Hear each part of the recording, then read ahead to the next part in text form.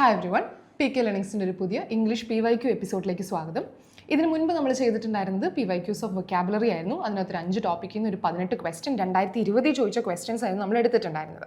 So ഈ ആഴ്ചയിലെ ഈ എപ്പിസോഡ് എന്ന് പറയുന്നത് ഇംഗ്ലീഷ് ഗ്രാമർ ബേസ്ഡ് ആണ്.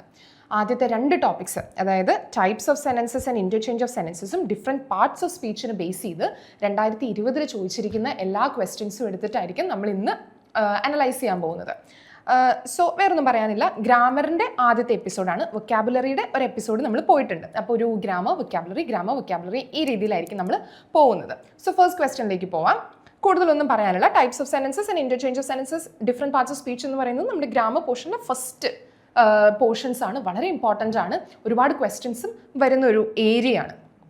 അപ്പോൾ types of sentences and interchange of sentences. ആദ്യത്തെ question, rice is the staple food of Kerala. Types of sentence ആണേ. Rice is the staple food of Kerala എന്ത് സെൻറ്റൻസ് ആണെന്നാണ് ചോദിച്ചിരിക്കുന്നത്. എക്സ്ക്ലമേറ്ററി ആണോ, അസേർട്ടീവ് ആണോ, ഇംപെരറ്റീവ് ആണോ, ഇൻറ്ററഗേറ്റീവ് ആണോ? Rice is a staple food of Kerala.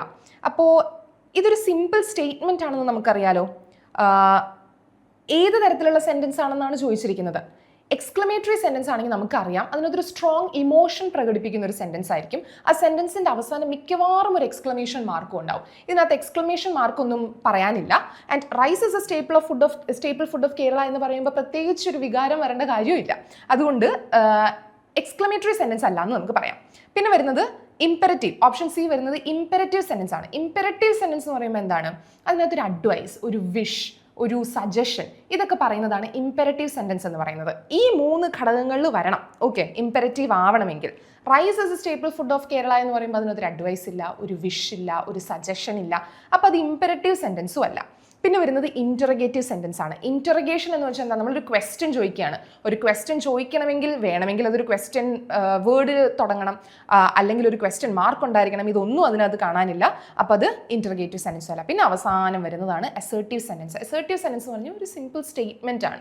അതൊരു ഫാക്റ്റ് ആയിരിക്കാം, ഒരു യൂണിവേഴ്സൽ ട്രൂത്ത് ആയിരിക്കാം, എന്തെങ്കിലും ആയിരിക്കാം. ഒരു സിമ്പിൾ സ്റ്റേറ്റ്മെൻറ്റ് ആണ്. അവിടെ പ്രത്യേകിച്ച് ഇമോഷൻ ഇല്ല, അഡ്വൈസോ സജഷനോ ഇല്ല, ദേഷ്യമില്ല, ഇൻറ്ററഗേഷൻ അല്ല, ഒരു ക്വസ്റ്റ്യൻ ചോദിക്കുന്നതല്ല. അപ്പോൾ അതൊരു അസേർട്ടീവ് സെൻറ്റൻസ് ആണ്. അപ്പോൾ ഒരു ഇൻട്രഡക്ഷൻ സെറ്റ് ചെയ്യാൻ വേണ്ടിയിട്ടാണ് ആദ്യത്തെ ക്വസ്റ്റ്യൻ ഇത് തന്നെ എടുത്തത്. അപ്പോൾ ഒരുവിധം എല്ലാ സ്റ്റേറ്റ്മെൻറ്റുകളെ കുറിച്ച് നിങ്ങൾക്ക് മനസ്സിലായല്ലോ. അപ്പോൾ ഇതിൻ്റെ ആൻസർ, എല്ലാ സെൻറ്റൻസുകളെ കുറിച്ച് നിങ്ങൾക്കൊരു ഐഡിയ കിട്ടിയെന്ന് വിശ്വസിക്കുന്നു. അപ്പോൾ ഇതിൻ്റെ ആൻസർ പറയുന്നത് അസേർട്ടീവ് സെൻറ്റൻസ് ആണ്. ഓക്കെ, എൻ്റെ എക്സ്പ്ലനേഷൻ കൊടുക്കുന്നത് ഇങ്ങനെയാണ്. അസേർട്ടീവ് സെൻറ്റൻസ് ആണ്. ഡിക്ലറേറ്റീവ് എന്നും പറയാം. Assertive sentence because it States A fact or gives information. ഒരു സിമ്പിൾ ഇൻഫർമേഷൻ നിങ്ങൾക്ക് തരുന്ന ഒരു സ്റ്റേറ്റ്മെൻറ്റ് ആയതുകൊണ്ടാണ് അതിനെ അസേർട്ടീവ് എന്ന് വിളിക്കുന്നത്.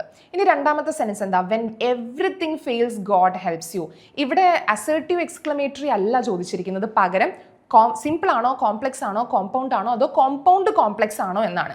ഇവിടെ simple sentence, compound sentence, complex sentence, compound complex sentence. Simple sentence എന്ന് വെച്ചാൽ ഒരു സിമ്പിൾ സ്റ്റേറ്റ്മെൻറ്റ്, അതിനകത്തൊരു ഇൻഡിപെൻഡൻറ്റ് ക്ലോസ് മാത്രമേ ഉള്ളൂ, ഒരു മെയിൻ ക്ലോസ് മാത്രം അടങ്ങുന്നതാണ് ഒരു സിമ്പിൾ സെൻറ്റൻസ് എന്ന് പറയുന്നത്. കോമ്പൗണ്ട് സെൻറ്റൻസിൽ ഒന്നിലധികം ഇൻഡിപെൻഡൻറ്റ് ക്ലോസുകൾ ഉണ്ടാവും. മെയിൻ ക്ലോസുകൾ ഒന്നിലധികം ഉണ്ടാവും, ഡിപ്പെൻഡൻറ്റ് ക്ലോസുകൾ ഒന്നും ഉണ്ടാവില്ല. കോംപ്ലക്സ് സെൻറ്റൻസിൽ ഒരു മെയിൻ ക്ലോസും ഒന്നിലധികം ഡിപ്പെൻഡൻറ്റ് ക്ലോസുകളും ഉണ്ടാവും. Compound complex is A combination of compound sentence and complex sentence. അതിനകത്ത് മെയിൻ ക്ലോസും ഉണ്ടാവും, ഒന്നിലധികം ഇൻഡിപെൻഡൻറ്റ് ക്ലോസുകളും ഉണ്ടാവും. അങ്ങനെ വരുന്നതാണ് കോമ്പൗണ്ട് കോംപ്ലക്സ് സെൻറ്റൻസ് എന്ന് പറയുന്നത്. ഇപ്പോൾ ഇതിനകത്ത് when everything fails God helps you എന്ന് പറയുന്നതിൽ മെയിൻ ക്ലോസ് ഉണ്ടോ, ഡിപ്പെൻഡൻറ്റ് ക്ലോസ് ഉണ്ടോ എന്നാണ് നമ്മൾ അറിയേണ്ടത്. സ്വന്തമായിട്ട് എക്സിസ്റ്റൻസ് ഉള്ള ഒരു ഫ്രേസ് അല്ലെങ്കിൽ ഒരു ക്ലോസിനെയാണ് നമ്മൾ എന്തെന്ന് വിളിക്കുന്നത്? മെയിൻ ക്ലോസ് എന്ന് വിളിക്കുന്നത്. ഇതിനകത്ത് വെൻ എവ്രിതിങ് ഫെയിൽസ്, എല്ലാം തകരുമ്പോൾ അല്ലെങ്കിൽ എല്ലാം തോറ്റുപോകുമ്പോൾ, ഒന്നിലും ഒരു പരിഹാരം കണ്ടെത്താൻ പറ്റാതെ വരുമ്പോൾ ഗോഡ് ഹെൽപ്സ് യു എന്നുള്ളതല്ലേ സ്റ്റേറ്റ്മെൻറ്റ്? എല്ലാം തകർന്നു കഴിയുമ്പോൾ ദൈവത്തിൻ്റെ തുണ ഉണ്ടാവും എന്ന് പറയുന്നതാണ് ഇവിടെ സ്റ്റേറ്റ്മെൻറ്റ്. പക്ഷേ ഇവിടെ ഒരു പ്രശ്നം എന്താണെന്ന് വെച്ചാൽ വെൻ എവ്രിതിങ് ഫെയിൽസ്, എല്ലാം തകർന്നു കഴിയുമ്പോൾ എന്ന് പറഞ്ഞ് നമ്മൾ ഇരുന്ന് കഴിഞ്ഞാൽ അതിനകത്തൊരു പൂർണ്ണതയില്ല. ആ സ്റ്റേറ്റ്മെൻറ്റ് കംപ്ലീറ്റ് അല്ല. അവിടെ എന്തോ വരാനുണ്ട് എന്ന് നമുക്കറിയാം. അങ്ങനെ എന്തോ വരാനുണ്ട് അല്ലെങ്കിൽ ഈ സ്റ്റേറ്റ്മെൻറ്റ് കംപ്ലീറ്റ് അല്ല എന്ന് നമുക്ക് മനസ്സിലാവുന്നിടത്താണ് അത് ഡിപ്പെൻഡൻറ്റ് ക്ലോസ് ആയി മാറുന്നത്. അതുകൊണ്ട് ഇവിടെ ഇതാണ് dependent close. God helps you. അങ്ങനെ ഒരു സാഹചര്യം ഉണ്ടാകുമ്പോൾ ദൈവം നിങ്ങളെ സഹായിക്കും. ദൈവം നിങ്ങളെ സഹായിക്കുമെന്ന് നമ്മൾ വെറുതെ പറഞ്ഞാലും അതൊരു സ്റ്റേറ്റ്മെൻ്റ് ആണ്, അതൊരു മെയിൻ സ്റ്റേറ്റ്മെൻ്റ് ആണ്. അപ്പോൾ ഇതൊരു മെയിൻ ക്ലോസ് ആണ്, അഥവാ ഒരു ഇൻഡിപെൻഡൻറ്റ് ക്ലോസ് ആണ്. ഓക്കെ, അപ്പം നമുക്കിവിടെ ഒരു ഡിപ്പെൻഡൻറ്റ് ക്ലോസും കിട്ടി, ഒരു ഇൻഡിപെൻഡൻറ്റ് ക്ലോസും കിട്ടി. അങ്ങനെ ഒരു ഡിപ്പെൻഡൻറ്റ് ക്ലോസും ഒരു ഇൻഡിപെൻഡൻറ്റ് ക്ലോസും ഒരുമിച്ച് വരുന്ന സ്റ്റേറ്റ്മെൻറ്റിനെയാണ് നമ്മൾ കോംപ്ലക്സ് സെൻറ്റൻസ് എന്ന് പറയുന്നത്. അതായത് കോമ്പൗണ്ട് സെൻറ്റൻസിൽ യാതൊരു തരത്തിലും എന്തുണ്ടാവില്ല, ഒരു ഇൻഡിപെൻഡൻറ്റ് ക്ലോസ് ഉണ്ടാവില്ല. പക്ഷേ കോംപ്ലക്സ് സെൻറ്റൻസിൽ എന്തുണ്ടാവും, ഒരു ഇൻഡിപെൻഡൻറ്റ് ക്ലോസും ഉണ്ടാവും, ഒന്നിലധികം ഡിപ്പെൻഡൻറ്റ് ക്ലോസുകളും ഉണ്ടാവും. അപ്പോൾ ഇവിടെ നമുക്ക് കറക്റ്റായിട്ട് കാണാം, ഒരു ഇൻഡിപെൻഡൻറ്റ് ക്ലോസും ഉണ്ട്, ഒരു ഡിപ്പെൻഡൻറ്റ് ക്ലോസും ഉണ്ട്. അങ്ങനെ വരുമ്പോൾ ഇത് കോംപ്ലക്സ് സെൻറ്റൻസ് ആണ്. ആൻസർ വരുന്നത് എന്താ, സി ആണ്. When everything fails God helps you എന്ന് പറയുന്നത് കോംപ്ലക്സ് സെൻറ്റൻസ് ആണ്. കാരണം ഒരു മെയിൻ ക്ലോസും ഒന്നിലധികം സബോർഡിനേറ്റ് ക്ലോസും ഒരു കോംപ്ലക്സ് സെൻറ്റൻസിൽ ഉണ്ടായിരിക്കണം. ഇവിടെ വെൻ എവറിത്തിങ് ഫെയിൽസ് എന്ന് പറയുന്നത് സബോർഡിനേറ്റും ഗോഡ് ഹെൽപ്സ് യു എന്ന് പറയുന്നത് മെയിൻ ക്ലോസും ആണ്, അല്ലെങ്കിൽ ഇൻഡിപെൻഡൻറ്റ് ക്ലോസും ആണ്. അതുകൊണ്ടാണ് ഇത് കോംപ്ലക്സ് സെൻറ്റൻസ് ആയി മാറുന്നത്. മനസ്സിലായി എന്ന് വിശ്വസിക്കുന്നു. അടുത്തതിലേക്ക് പോവാം. What is your occupation? നിങ്ങളുടെ ജോലി എന്താണ് എന്ന് ചോദിക്കുന്നത് ഒരു ക്വസ്റ്റ്യൻ വേർഡിലാണ് തുടങ്ങിയിരിക്കുന്നത്, ഒരു ക്വസ്റ്റ്യൻ മാർക്കിലാണ് അവസാനിച്ചിരിക്കുന്നത്. ഒന്നും നോക്കണ്ട, ഇന്റർഗേറ്റീവ് സെൻറ്റൻസ് ആണ്. അതിനകത്ത് കൂടുതൽ എക്സ്പ്ലനേഷൻ ഒന്നും ആവശ്യമില്ലല്ലോ. നോക്കിക്കോ, വാട്ട് ഈസ് യുവർ ഒക്യുപ്പേഷൻ എന്ന് പറയുന്നത് ഒരു ഇന്റർഗേറ്റീവ് സെൻറ്റൻസ് ആണ്. കാരണം എന്താണ്, അതൊരു ചോദ്യമാണ് ചോദിക്കുന്നത്, ഒരു ക്വസ്റ്റ്യൻ മാർക്കിലാണ് അവസാനിച്ചിരിക്കുന്നത്. ഒരു ഉത്തരം കിട്ടാൻ വേണ്ടിയിട്ടുള്ള ഒരു ചോദ്യം ചോദിക്കുന്നതിന്റെ ഭാഗമായിട്ടാണ് ആ സ്റ്റേറ്റ്മെന്റ് അവിടെ ഫോം ആയിരിക്കുന്നത്. ഓക്കെ, ആൻസർ ബി ആണ്, ഇന്റർഗേറ്റീവ് ആണ്. നാലാമത്തെ ക്വസ്റ്റ്യൻ നോക്കൂ. ഇതിനകത്ത് ഇംപെരറ്റീവ് സെന്റൻസ് എന്താണെന്നാണ് ചോദിച്ചിരിക്കുന്നത്. ഇംപെരറ്റീവ് സെന്റൻസ് എന്താണെന്ന് നമ്മൾ ആദ്യത്തെ ക്വസ്റ്റ്യനിൽ തന്നെ ഒരു ഐഡിയ തന്നിട്ടുണ്ടായിരുന്നു. എന്തായിരുന്നു? ഒരു സജഷൻ, ഒരു വിഷ്, ഒരു അഡ്വൈസ്, ഇതിലെന്തെങ്കിലും ഒരു ഘടകം വരുന്നതാണ്. അതിലെന്തെങ്കിലും ഒരു കമ്പോണന്റ് നമുക്ക് ആ സ്റ്റേറ്റ്മെന്റിൽ കണ്ടുപിടിക്കാൻ പറ്റിയിട്ടുണ്ടെങ്കിൽ അത് എന്ത് സ്റ്റേറ്റ്മെന്റ് ആണ്?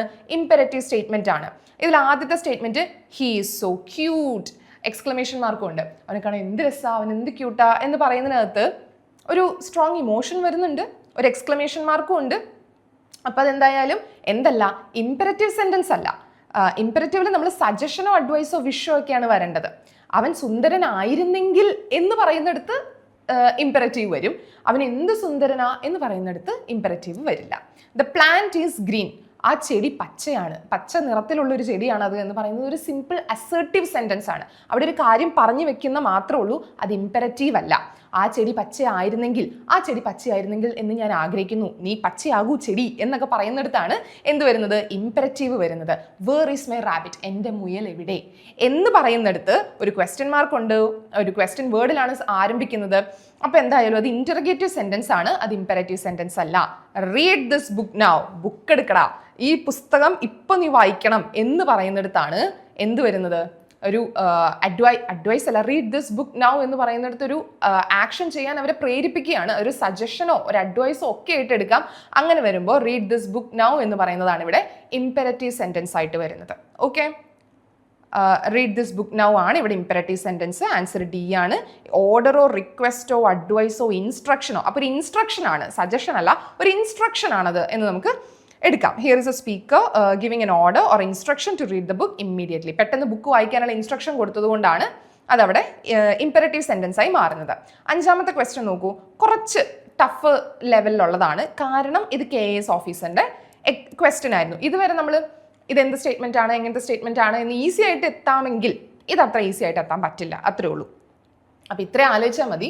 നിങ്ങൾ കോമ്പൗണ്ട് സെൻറ്റൻസിൽ മെയിൻ ക്ലോസുകൾ മാത്രമാണോ നോക്കുക, കോംപ്ലക്സ് സെൻറ്റൻസുകളിൽ മെയിൻ ക്ലോസും ഇൻഡിപെൻഡൻറ്റ് ക്ലോസും ഉണ്ടോ നോക്കുക. സിമ്പിൾ സെൻറ്റൻസിൽ ഒരു മെയിൻ ക്ലോസ് മാത്രമായിരിക്കും. ഒന്നിലധികം മെയിൻ ക്ലോസ് വരുന്നതാണ് compound. Okay, he is very rich still he is not happy എന്നാണ് അതിനകത്ത് പറയുന്നത്. അവൻ വളരെ ധനികനാണ്, എന്നിട്ടും അവൻ സന്തോഷവാനല്ല. The hunter killed the lion with just one shot.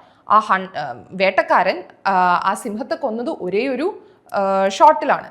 He took his walking stick, locked the door and went out. Okay. The candidate who topped the list in the IAS examination this year is from Nagpur. ഈ 4 statement ആണ് നമുക്ക് തന്നിരിക്കുന്നത്. ഇതിനകത്തുനിന്ന് നമ്മൾ എന്ത് കണ്ടുപിടിക്കണം? Complex sentence കണ്ടുപിടിക്കണം. Complex സെൻറ്റൻസിന്റെ structure എന്താ വരുന്നത്? ഒരു മെയിൻ ക്ലോസും ഉണ്ടാവും, ഒന്നിലധികം ഡിപ്പെൻഡൻറ്റ് അല്ലെങ്കിൽ സബോർഡിനേറ്റ് ക്ലോസുകളും ഉണ്ടാവും. അപ്പോൾ ഒരു മെയിൻ ക്ലോസും ഒന്നിലധികം സബോർഡിനേറ്റ് ക്ലോസ് അല്ലെങ്കിൽ ഡിപ്പെൻഡൻറ്റ് ക്ലോസുകളെ കണ്ടുപിടിക്കാൻ കഴിഞ്ഞാൽ നമുക്ക് ആ സ്റ്റേറ്റ്മെൻറ്റ് ഈസി ആയിട്ട് എന്തെന്ന് പറയാം? കോംപ്ലക്സ് സെൻറ്റൻസ് എന്ന് പറയാം. പക്ഷേ ഈ 4 സെൻറ്റൻസിലെയും പ്രശ്നം എന്ന് പറഞ്ഞാൽ ചില സെൻറ്റൻസുകൾ നമുക്ക് കോംപ്ലക്സ് ആയിട്ട് തോന്നും എന്നുള്ളതാണ്. അതുകൊണ്ട് ഇത് ഡെലിബറേറ്റ്ലി നിങ്ങൾ അറ്റംപ്റ്റ് ചെയ്യാൻ ശ്രമിച്ചാൽ ചിലപ്പോൾ തെറ്റാൻ ചാൻസ് ഉള്ളൊരു ക്വസ്റ്റ്യൻ ആണിത്. ഇറ്റ്സ് ഓക്കെ, നമുക്ക് നോക്കാം. ഇതിനകത്ത് പറയുന്നത് he is very rich still he is not happy. ഇതിനകത്ത് ഹീ ഈസ് വെരി റിച്ച് എന്ന് പറയുന്നത് ഒരു മെയിൻ ക്ലോസും ഹീ ഈസ് നോട്ട് ഹാപ്പി, അതായത് ഈ സബ്ജക്റ്റിനെ വെച്ചാണ് നമ്മൾ ഈ രണ്ട് സ്റ്റേറ്റ്മെന്റിനെയും കണക്ട് ചെയ്യുന്നത്. അപ്പോൾ ഹീ ഈസ് വെരി റിച്ച് എന്ന് പറയുന്നത് ഒരു മെയിൻ ക്ലോസും ഹീ ഈസ് നോട്ട് ഹാപ്പി എന്ന് പറയുന്നത് അടുത്ത മെയിൻ ക്ലോസും ആണ്. ഇവിടെ സ്റ്റിൽ എന്ന് പറയുന്നത് ഒരു കോർഡിനേറ്റിംഗ് കൺജങ്ഷൻ ആണ്. അതുകൊണ്ട് ആ സ്റ്റിൽ അവിടെ ഉള്ളത് കൊണ്ട് നമുക്ക് അതിനെ കോംപ്ലക്സ് ആയിട്ട് എടുക്കാലോ എന്ന് പറയാൻ പറ്റില്ല. സ്റ്റിൽ ഒരു കോർഡിനേറ്റിംഗ് കൺജങ്ഷൻ ആയിട്ട് മാത്രം യൂസ് ചെയ്യുന്നു. അവിടെ രണ്ട് main clause, he is very റിച്ചും ഹീ ഈസ് നോട്ട് ഹാപ്പിയും രണ്ട് മെയിൻ ക്ലോസുകളായിട്ട് എടുക്കുന്നത് കൊണ്ട് അതിനെ നമുക്ക് കോമ്പൗണ്ട് സെന്റൻസ് എന്നേ പറയാൻ പറ്റൂ. It is not a complex sentence. Okay, അപ്പോൾ ഇത് കോമ്പൗണ്ട് സെന്റൻസ് ആണ്. ആദ്യത്തെ കോമ്പൗണ്ട് ആണ്. The hunter killed the lion with just one shot. The hunter killed the lion with just one shot എന്ന് പറയുന്നത് ഒരു സിമ്പിൾ സെന്റൻസ് ആണ്. Okay, with just one shot എന്ന് പറയുന്നതിനകത്ത് സബ്ജക്റ്റോ ഒബ്ജക്റ്റോ ഒന്നുമില്ല, സബ്ജക്റ്റ് പ്രത്യേകിച്ച് ഒന്നും വരുന്നില്ലാത്തത് കൊണ്ട് തന്നെ ഇതൊരു പ്രിപ്പോസിഷണൽ ഫ്രേസ് ആയിട്ടേ നമ്മൾ ഉപയോഗിക്കുന്നുള്ളൂ. അതുകൊണ്ട് the hunter killed the lion with just one shot എന്ന് പറയുന്നത് ഒരു സിമ്പിൾ സെന്റൻസ് ആയിട്ട് എടുത്താൽ മതി. ഇനി മൂന്നാമത്തെ സ്റ്റേറ്റ്മെന്റ് എന്ന് പറയുന്നത് he took his walking stick, locked the door and went out എന്നുള്ളതാണ്. ഇതിനകത്ത് ഈ സബ്ജക്റ്റിനെ വെച്ച് 3 ആക്ഷൻ വേർഡ്സ് ആണ് ഇവർ കൊണ്ടുവന്നിട്ടുള്ളത്. ആ 3 ആക്ഷൻ വേർഡ്സ് എന്തൊക്കെയാണ്? ഹീ വെച്ച് അവർ ഒന്നാമത് പറയുന്നത് he took his walking stick, അതാണ് ഒന്നാമത്തെ സ്റ്റേറ്റ്മെന്റ്. രണ്ടാമത്തെ എന്താണ്? ലോക്ക്ഡ് ദ ഡോർ, അതാണ് രണ്ടാമത്തെ വരുന്നത്. And went out. Okay, and went out എന്ന് പറയുന്നതാണ് മൂന്നാമത്തെ word. He took his walking stick, locked the door and went out.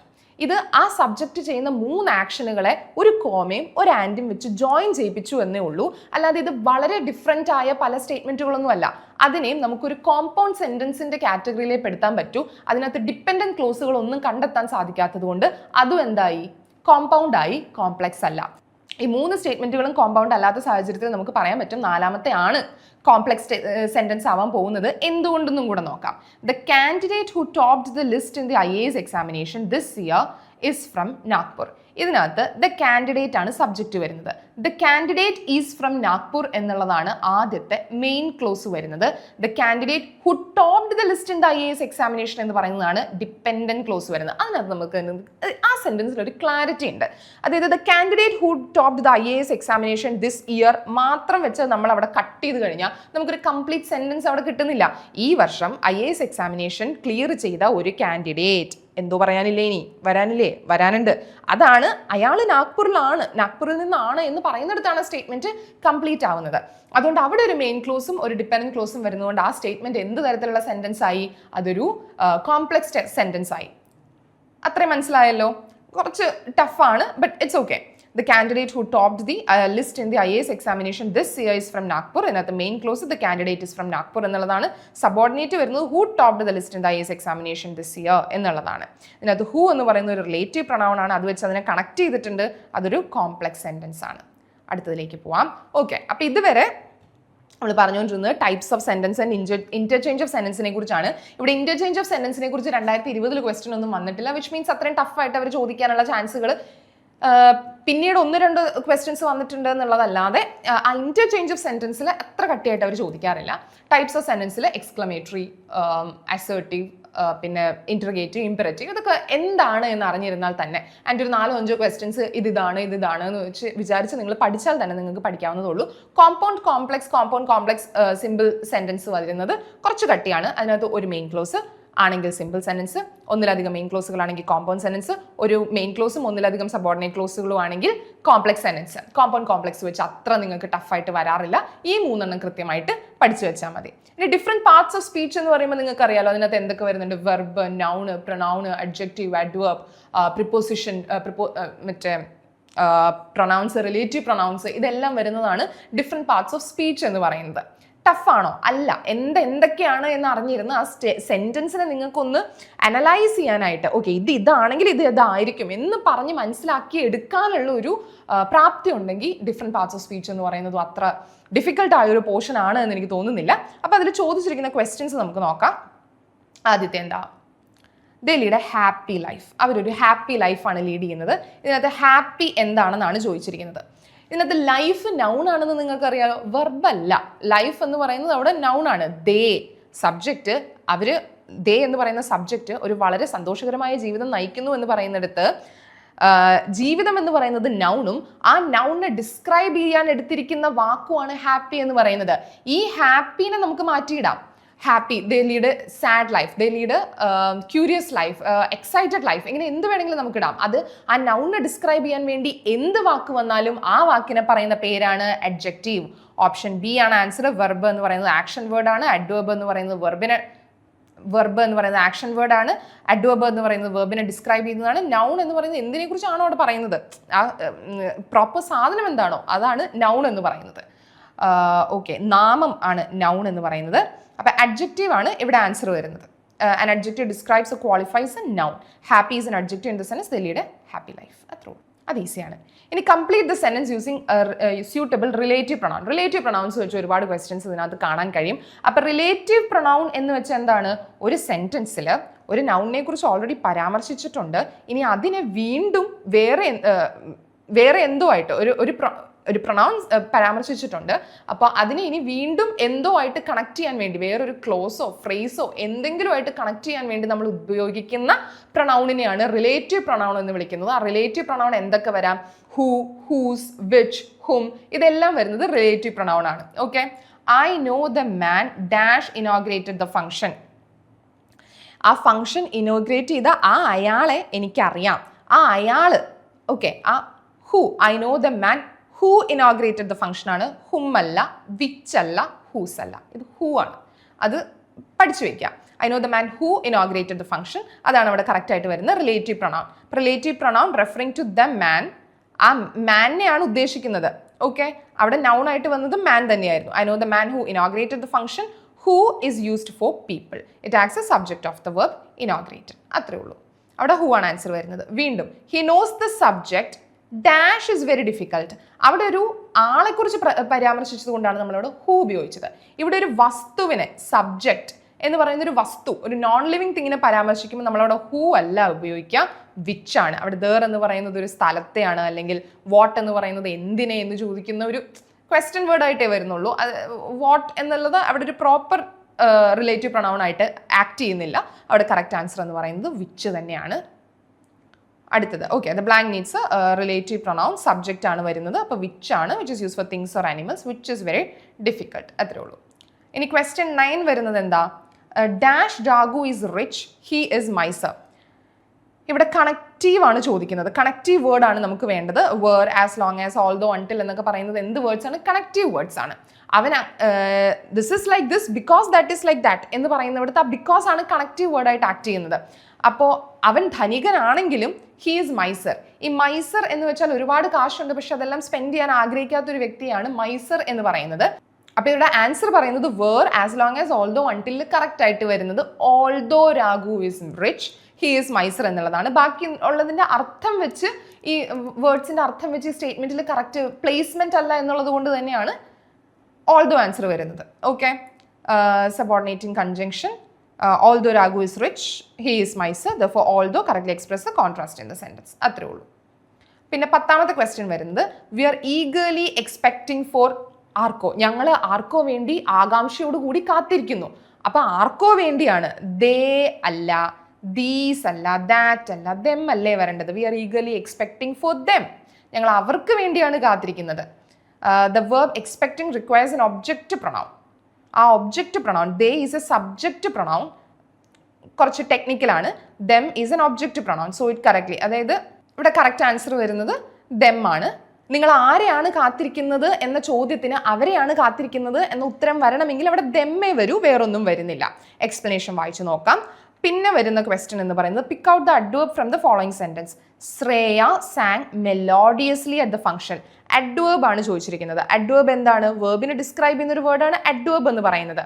അപ്പോൾ ഇതിനകത്ത് വേർബ് എന്ന് പറയുന്നത് സാങ് ആണെങ്കിൽ നമുക്ക് യൂഷ്വലി അറിയാം അഡ്വേർബ് LY അവസാനിക്കുന്ന സെന്റൻസുകളായിരിക്കും. അപ്പം മെലോഡിയസ്ലി ആയിരിക്കണ്ടേ? അങ്ങനെയാണെങ്കിൽ ഓപ്ഷൻ ബി അല്ലേ ആൻസർ?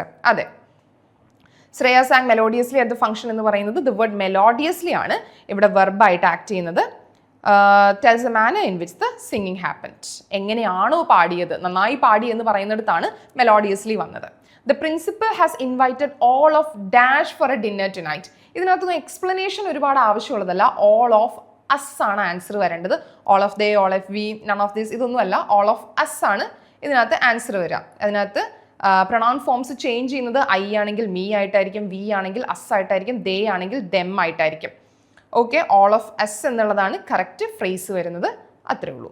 ഇനി cotton and khadi are comfortable dress materials. കോട്ടനും ഖാദിയും ആർ എന്ന് പറയുന്നത്, കോട്ടനും ഖാദിയും കംഫർട്ടബിൾ ഡ്രസ് മെറ്റീരിയൽസ് ആണ് എന്ന് പറയുന്നിടത്താണ് ആറിൻ്റെ ഉപയോഗം വരുന്നത്. ഈ ആർ എന്താണെന്നാണ് ചോദിച്ചിരിക്കുന്നത്. അഡ്വേർബ്, ഒരു ആക്ഷനെ ഡിസ്ക്രൈബ് ചെയ്യുന്ന രീതിയിലാണോ ആർ അവിടെ പ്ലേസ് ചെയ്തിരിക്കുന്നത്? അല്ല. പ്രൊണൗൺ, ഒരു നൗണിനെ വീണ്ടും എക്സ്പ്രസ് ചെയ്യാൻ വേണ്ടി ഉപയോഗിച്ചിരിക്കുന്ന ഒരു വാക്കാണോ ആയിട്ടാണോ ആറ് വന്നിരിക്കുന്നത്? അല്ല. ആറൊന്നും ഒരിക്കലും ഒരു പ്രൊണൗൺ അല്ല. നൗൺ ആണോ? അല്ല. പിന്നെ എന്താ ബാക്കിയുള്ളത്? വെർബാണ് അവിടുത്തെ ആക്ഷൻ വേർഡ് എന്ന് പറയുന്നത്. അതായത് കോട്ടനും ഖാദിയും, അവിടുത്തെ രണ്ട് സബ്ജക്റ്റുകളാണ് കോട്ടനും ഖാദിയും. കംഫർട്ടബിൾ ഡ്രസ് മെറ്റീരിയൽസ് ആണ് എന്ന് പറയുന്നിടത്ത് ആ ആക്ഷനെ കംപ്ലീറ്റ് ചെയ്യാൻ ആ സെൻറ്റൻസിൽ ഉപയോഗിച്ചിരിക്കുന്ന മെയിൻ വേർഡ് എന്ന് പറയുന്നത് ആറായതുകൊണ്ട് അവിടെ വെർബാണ് അതിൻ്റെ ആൻസർ വരുന്നത്. ഓക്കെ, അടുത്ത question. The victory dash my first surprised every one.